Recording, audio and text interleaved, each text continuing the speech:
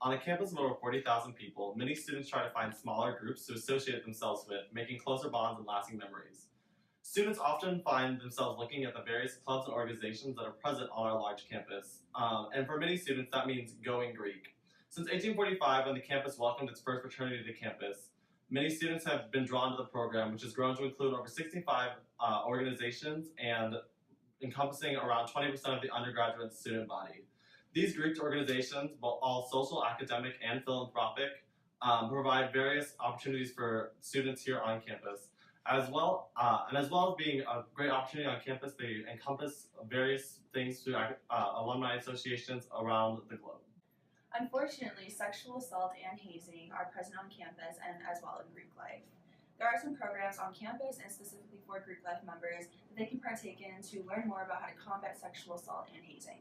One of the programs is called Step Up IU, and it's a 90-minute audience-driven program that uses real-life scenarios to teach the skills needed to intervene in problematic situations. These scenarios can deal with sexual assault, hazing, drug and alcohol use, discrimination, harassment, mental health, and others. This teaches students how to evaluate and intervene in these situations in an appropriate manner.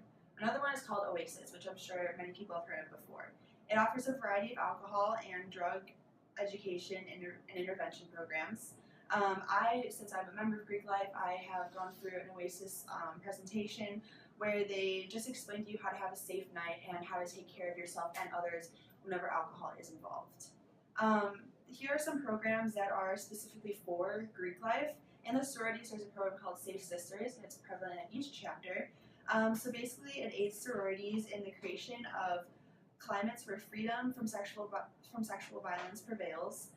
So each Safe Sister is trained by the IU Health Center Sexual Assault Crisis Service counselors, and they are trained to listen and validate, assess the needs of the sister, and support their choices. So it's just a person in your chapter you can talk to if sexual assault may have happened to you, or if you just need a safe person to talk to.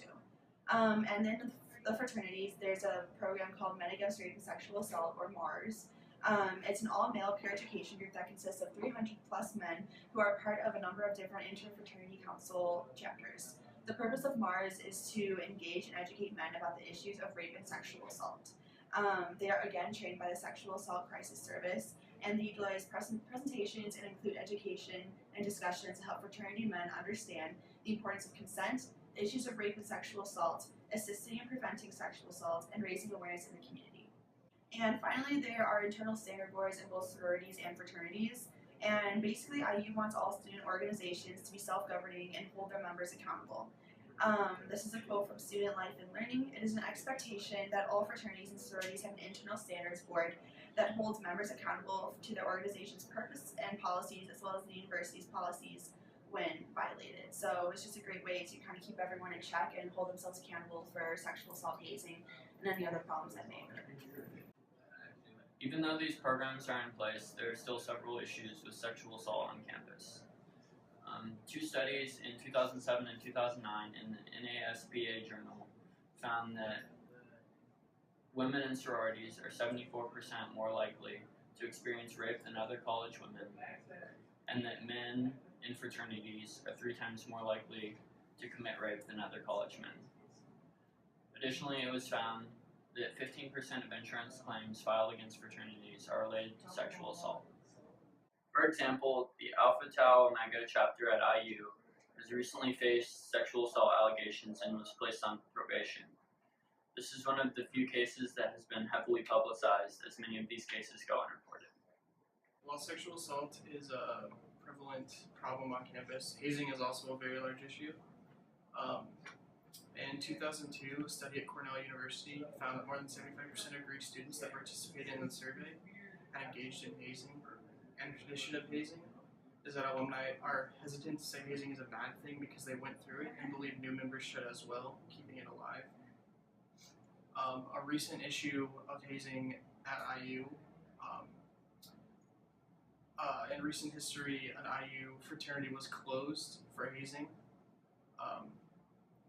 It went on for several years before the university took any real action to remove the fraternity. It also shows that the university's rules are simply to keep students safe and just anything deemed as unsafe will be punished. However, fraternities and sororities are held responsible for their self-governance, and a lot of stuff goes unreported. Um, there's also a zero tolerance policy put in place, and the zero tolerance policy works by punishing both major and minor offenses severely in regards to weapons, drugs, alcohol, fighting, and threats. And it later goes on to say that in roughly 15 years it has been around, there's no real evidence that it's had any real positive effect in increasing the safety on campus. So Greek life here at IU has had a long-standing tradition.